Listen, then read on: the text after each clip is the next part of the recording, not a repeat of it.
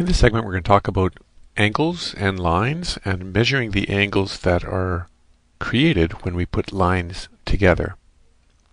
So I'm going to start off with creating a line or a line segment, and I'll try to make it horizontal here. There we go. And from there, we're going to create another line segment from a point up. So we're going to create an angle.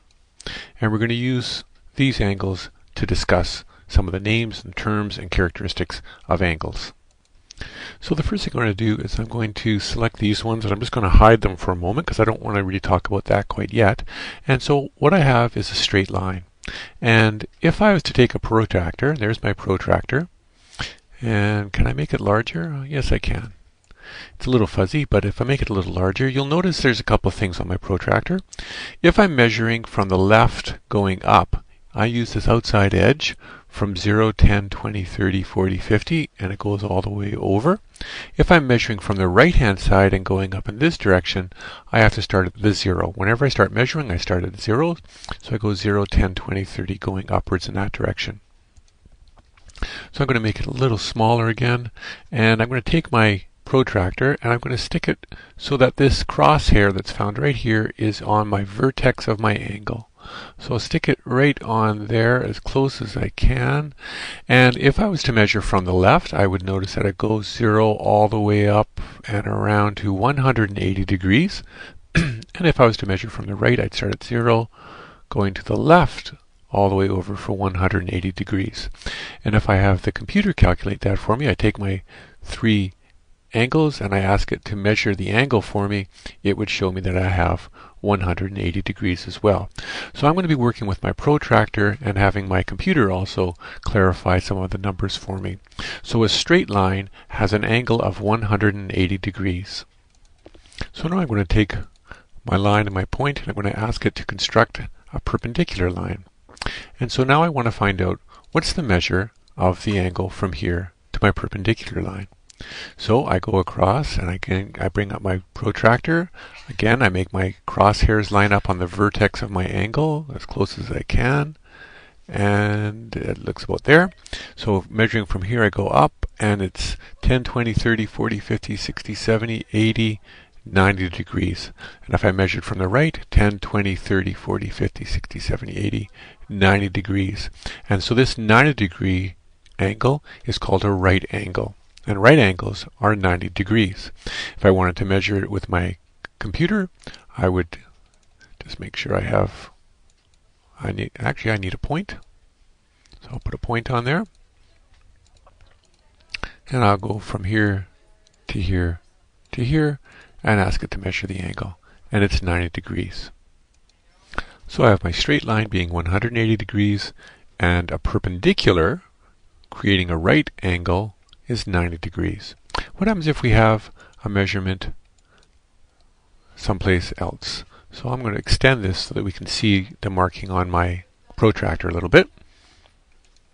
And we're going to be measuring from G upwards to this point up here, which I'll label as an I. So if I want to measure G to F to I want to measure from the bottom 10, 20, 30, 40, there's 50, so it's about 45-ish. And I'm going to get the computer to measure for us.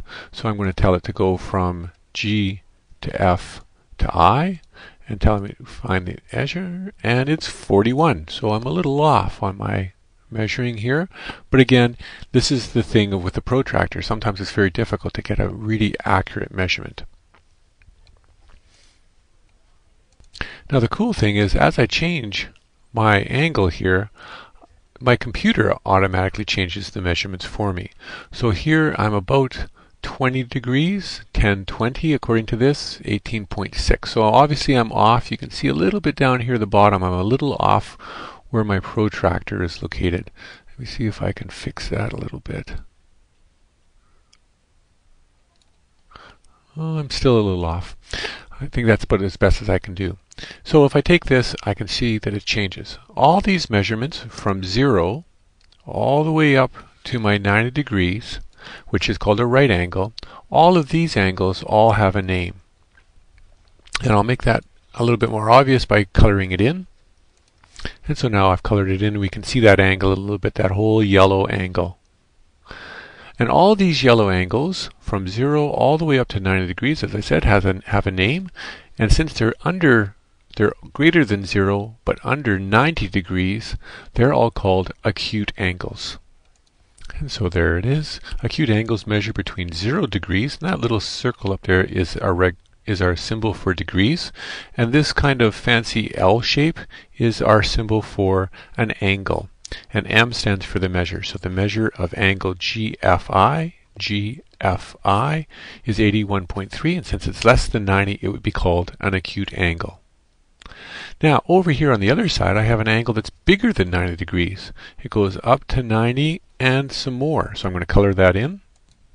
And we can see that that angle is going to change as we move things around. So this yellow angle is still an acute angle, but this orangey red color angle is not. It's past the 90 degree mark. If I have two 90 degree angles, I'd have two right angles, and together they'd add up to 180. But if I have this one in the yellow is an acute angle, this one is going to have to be more than 180. And angles more than 180 degrees are called obtuse. So obtuse angles measure between 90 and 180 degrees. So in my drawing, my yellow is my acute angle at 55, and my orangey red is at 124. Now if I ask the computer to go ahead and calculate for me, if I add this angle to this angle, what should happen? And I get an answer of 180 degrees. And it doesn't seem to matter which angle I have. I always end up getting a total of 180. And that makes sense. This one goes up to 75, and this one continues all the way over to the 180. So these two together equal 180. There's a name for angles that add up together to add up to 180, and that's called supplementary. So it's a big word, supplementary, and it just means that the yellow and the red together add up to 180 degrees, which is a straight line. And I can see that here, no matter what my angles are, my small angle and my large angle together add up to 180 degrees.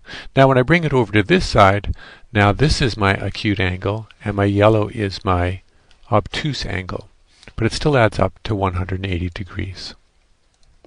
If I put my perpendicular line back in here, I create another angle between HFI. I'll color that in.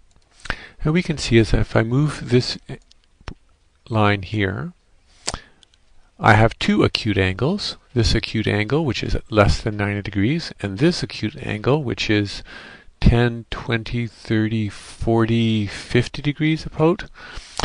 Both of these are two acute angles, and the two acute angles, if they add up to exactly 90 degrees, they have a special name to them as well, and they're called complementary angles. And so here's my yellow measurement here at 51, and my green one at 38, and as I move these around, we can see that our total changes. So I want to make a total, so I want to tell the computer, please calculate this angle plus this angle, and I get the answer of 90. So if I change, whoops, and so now we can see if I move this line here, this angle changes to 35, this one changes to 54, but my total of those two always stays at 90. So I have a small yellow and a big green, it still adds up to 90, and a big yellow and a small green, it still adds up to 90. From this horizontal piece all the way up to this vertical piece is still 90 degrees, and they're called complementary angles. So we've measured the degree of a straight line is always 180 degrees. A perpendicular line is a right angle of 90 degrees. Angles that are smaller than 90 degrees are called acute angles. Angles that go past the 90 degree mark from here all the way over are called obtuse angles. And we've talked about if I take two angles together, if they go past to the 180 mark, they're called supplementary angles, and if they add up to just 90 degrees angles, they're called complementary angles.